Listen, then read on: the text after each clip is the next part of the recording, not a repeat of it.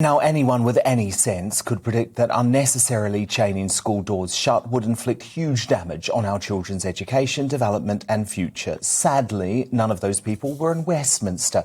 And the fears of folk like me who passionately fought against sacrificing education in the name of COVID were realised this week after a devastating Ofsted report laid bare the shocking effect lockdowns had on kids. The report found a generation of young children are now struggling to crawl, talk, share, make friends and use the toilet independently because of draconian lockdowns. Ofsted's Chief Inspector of Schools, Amanda Spellman, said, "We found delays in young people's speech and language. We found some of the younger children were having difficulty interpreting facial expressions, which hinders them developing social interactions and social confidence. We found children were less good at taking turns and sharing and self-care skills, all the things children need to learn to look after themselves and develop their independence. Those also are somewhat delayed for many children. This obviously has a big knock-on into their readiness for schools."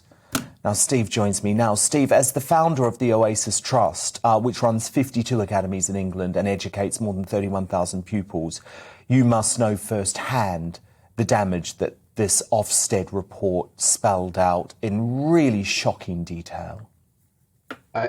Absolutely shocking. I think that's the word to sum it up, Dan.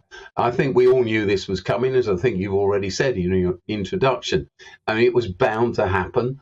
And it seems like nobody wanted to know about it. It was 6 months ago or so, wasn't it, when Sir Kevin Collins, who was appointed as the catch-up czar by government to look into this, said that we needed to invest some £13 billion in providing the support and mental health care that kids needed, but that was rejected by government. If you'll remember, 1.3 billion was made available, and Sir Kevin resigned at that point. He resigned because there was no way forward for him, because no one was listening.